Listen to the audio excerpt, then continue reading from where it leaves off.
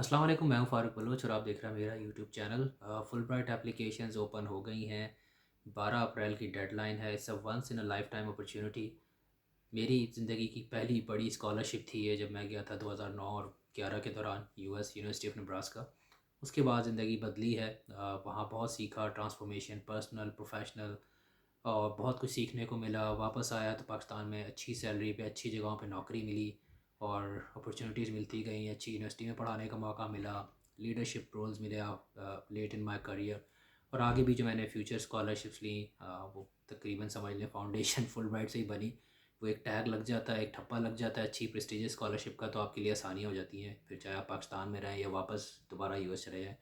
तो strongly recommend करूँगा उन यंग स्टूडेंट्स को जो जाना चाहते हैं पढ़ने के लिए, टॉप क्लास एजुकेशन चाहते हैं लेकिन उनके पास पैसे नहीं है। फुली फंडेड स्कॉलरशिप होती है। वंस यू आर सेलेक्टेड, आपका एक रुपया भी खर्च नहीं होता, बल्कि फुल ब्राइट के पैसों पे बहुत सारे मज़े कर सकते हैं। मैंने उन्हीं के पैसों से लैपटॉप भी ख़रीदा था। उन्हीं के पैसों से मैंने अमेरिका में मुख्तलिफ स्टेट्स के टूर लगाए थे। मैंने नेब्रास्का में था, शिकागो, मिजूरी, न्यूयॉर्क सिटी घूमा। यूरोप का टूर किया था मैंने, जर्मनी, स्पेन वगैरह। तो अच्छा खासा जनरस स्टाइपेंड होता है, पैसे बचते भी हैं और आप वहाँ पे रहते भी अच्छे हैं। मैंने वहाँ रहते हुए होंडा अकॉर्ड कार ख़रीदी थी, पुरानी थी, नई नहीं थी, 2 साल यूज़ की, बेची। लेकिन फुल ब्राइट के पैसों से हुआ सब कुछ। तो it's a very good opportunity. कुछ लोगों को ये कंसर्न होता है कि यार इसमें वापस आना है, ऑब्वियसली वापस तो आना पड़ेगा, बिकॉज वो आपसे एक्सपेक्ट करते हैं कि आप पे पैसा खर्च करें तो आप अपने मुल्क की तरक्की में, उसकी ग्रोथ में अपना रोल अदा करें। लेकिन मैं आपके सामने लंदन में बैठा हूँ, मेरे बैच के मुझे अच्छे खासे लोग हैं, मुझे याद नहीं पड़ता कितने हैं जो पाकिस्तान में, क्योंकि ज़्यादातर वापस बाहर बैठे हुए हैं, या तो वापस अमेरिका चले गए या कहीं और, क्योंकि 2 साल की कंडीशन होती है अगर आप मास्टर्स के लिए जा रहे हैं। स्पेशली पीएचडी में तो लंबी कमिटमेंट है। और आप 2 साल का मास्टर्स करके आते हैं, फिर 2 साल पाकिस्तान में काम करते हैं, पता भी नहीं चलता। उसके बाद अगर आपको लगता ही नहीं पाकिस्तान में अच्छी सेटिंग हो गई है, जैसे मुझे लगता था तो मैंने 10 साल लगाया पाकिस्तान में फुल ब्राइट के बाद भी। तो आप करते रहें काम, क्योंकि ग्रोथ आ रही है, फिर ज़ाहिर है आप कंट्रीब्यूट भी कर रहे हैं अपनी कंट्री में। लेकिन अगर नहीं भी करना तो वो 2 साल की कमिटमेंट आप पूरी करें, उसके बाद दोबारा भी आप जा सकते हैं, बड़े बड़ी अपॉर्चुनिटीज़ मिलती हैं। लेकिन it's a once in a life time opportunity. इतना अच्छा stipend, fully funded scholarship, I strongly recommend. मेरे स्टूडेंट्स अक्सर मुझे फॉलो करते हैं इस चैनल पे, मुझे पता है उनको तो मैं ख़ास तौर पर रिकमेंड करूँगा। सीधा साधा प्रोसेस है। एक एप्लीकेशन फ़ॉर्म आपको भरना है, और ये फ़ॉर्म बड़ा इंपॉर्टेंट है, ये ज़हन में रखिएगा, क्योंकि ये जितनी आपकी स्ट्रॉन्ग एप्लीकेशन होगी, बाकी सारे मामला बात के हैं। आपकी एप्लीकेशन अच्छी होगी तो इंटरव्यू के अंदर डिफेंड करना भी आसान होगा। इनफैक्ट इंटरव्यू के लिए शॉर्ट लिस्ट ही आप एप्लीकेशन की बेस पे होंगे, क्योंकि मैं टेबल के दूसरी तरफ भी बैठ चुका हूँ। मैंने फुल ब्राइट के साथ एज एन अलमनाई मैंने कुछ प्रोग्राम्स में इंटरव्यूज़ भी किए, तो मुझे पता है कि हम लोग जब इंटरव्यूज़ कर रहे होते कैंडिडेट्स का, जब मैंने दिया था तो मेरा भी इंटरव्यू एक अलमनाई ने और फुल ब्राइट के लोगों ने किया था। उनका एक स्ट्रक्चर इस तरह का बना हुआ है, तो हमें पता है क्या देख रहे होते हैं हम लोग। तो एप्लीकेशन बड़ी ज़रूरी है, क्योंकि जब एप्लीकेशन पढ़ते हैं तो हम पहला इंप्रेशन वहीं से लेते हैं कि यार इसमें दम है कि नहीं है। फिर ऑब्वियसली इंटरव्यू के दौरान पता चल जाता है कि यार इसने एप्लीकेशन किसी और से लिखवाई है या ख़ुद लिखी है। ख़ुद लिखी होती है तो आप obviously it's very highly likely कि आपका हो जाता है।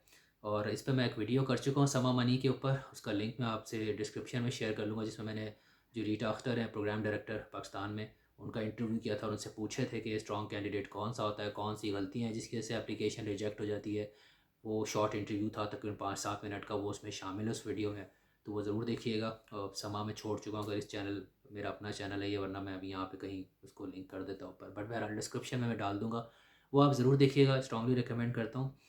अपने एसेस लिखें, डोंट फेक। अपनी एक्सप्लोर करें, अपने आप को खुद चेक करें कि आप में क्या अच्छी चीज़ें हैं, आपका यूनिक सेलिंग पॉइंट क्या है।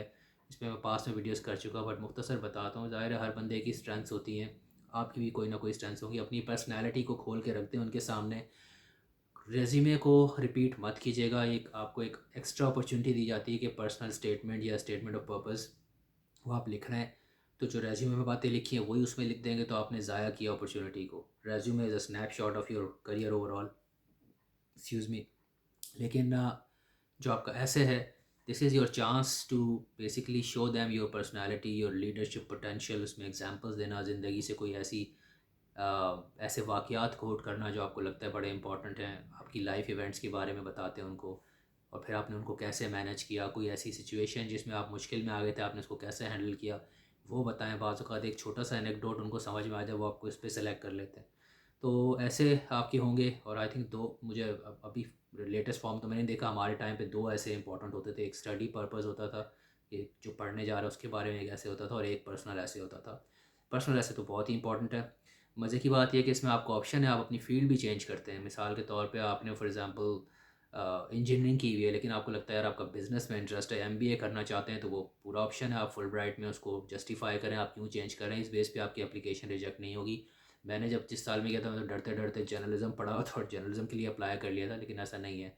वो बल्कि अपने फ्लायर में क्लियरली लिख के बताते हैं कि आप अपनी फ़ील्ड चेंज करना चाहते हैं तो कर सकते हैं, बट जस्टिफ़िकेशन होनी चाहिए कि क्यों करना चाहते हैं। बल्कि it could also be a reason कि why you want to do this scholarship, क्योंकि आप कुछ और करना चाह रहे हैं और या आपने जो पहले पढ़ा था आप उससे मुतमईन नहीं हैं, आप कुछ और करना चाह रहे हैं। फॉर एग्ज़ाम्पल आपने जॉब किसी और फील्ड में की है, और सॉरी एजुकेशन आपकी किसी और फील्ड में, जॉब किसी और फील्ड में कर रहे हैं, तो एक रीज़न हो सकता है कि आप जिस फील्ड में जॉब कर रहे हैं आपको लगता है यार यही करियर मेरे लिए अच्छा है, मैं इसमें आगे बढ़ना चाहता हूँ, तो मैं इसमें मज़ीद एडवांस कंट्री से जाकर और यू नो क्या कह रहे हैं कटिंग एज टेक्नोलॉजी और जो भी आजकल के लेटेस्ट सिलेबस है, जो करिकुलम चल रहा है उस पे मैं ज़ाहिर है किसी अच्छी यूनिवर्सिटी से पढ़ना चाह रहा हूँ ताकि अपने आप को मैं अप टू डेट कर सकूँ, स्किल्स को होन कर सकूँ।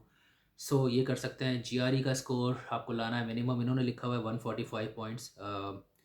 जो नया क्राइटेरिया मुझे नहीं पता, मैंने तो 10 साल पहले दिया था, मेरा तो खैर बहुत ही बुरा स्कोर था। बहरहाल टॉफ़ल की रिक्वायरमेंट नहीं है, लकी हमारे साथ टाइम पे टॉफ़ल भी देना होता था, इस दफ़ा टॉफ़ल की रिक्वायरमेंट नहीं है, एटलीस्ट एप्लीकेशन स्टेज पे नहीं है। जीआरई आपको देना है, और जिस सेक्शन में आप की जो फील्ड ऑफ स्टडी जिस सेक्शन से रिलेटेड है वो उसमें स्कोर आपको ज़्यादा लाना चाहिए। बाकी ओवरऑल हर सेक्शन में 145 मिनिमम उन्होंने मांगे हैं। मिसाल के तौर पर अगर आप इंजीनियरिंग पढ़ना चाह रहे हैं तो ऑब्वियसली कॉन्ट सेक्शन का स्कोर आपका हाई होना चाहिए, या अगर आप कोई सोशल साइंसेज वगैरह पढ़ने जा रहे हैं, जर्नलिज्म हो गया इस टाइप की चीज़, तो ऑब्वियसली जो आपका राइटिंग ऐसे वगैरह है उसमें स्ट्रॉन्ग आना चाहिए, वर्बल में अच्छा रिजल्ट आना चाहिए। उसके अलावा जी और यस दिस इज़ मोर और लेस आई थिंक रिक्वायरमेंट्स मैंने आपको बता दी, पेज का लिंक मैं डाल दूंगा जिनका फ्लायर है, जाके पढ़ लें। और अगर आपने पास में यू ग्रेड प्रोग्राम किया जो एक सेमेस्टर के लिए आप जाते हैं तो भी आप एलिजिबल हैं। और कुछ किसी ने मुझे कहा था कि सिबलिंग्स का और पेरेंट्स का सीन जो है वो नहीं है, वो एलिजिबल हो जाते हैं, तो ये चेक कर लीजिएगा कि अगर आपके किसी बहन भाई ने अवेल किया तो शायद आप एलिजिबल ना हो, but otherwise you can apply for it. Strongly recommend being an alumni an ambassador. मुझे लगता है ये बहुत अच्छा एक्सपीरियंस होता है, even if your goal is to settle abroad permanently.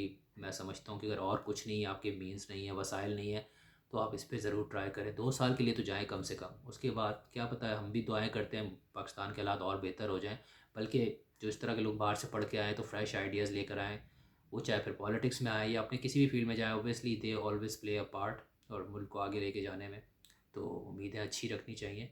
बहरहाल आपसे जल्द मुलाकात होगी, अपना ख्याल रखिएगा। अल्लाह हाफ़िज़।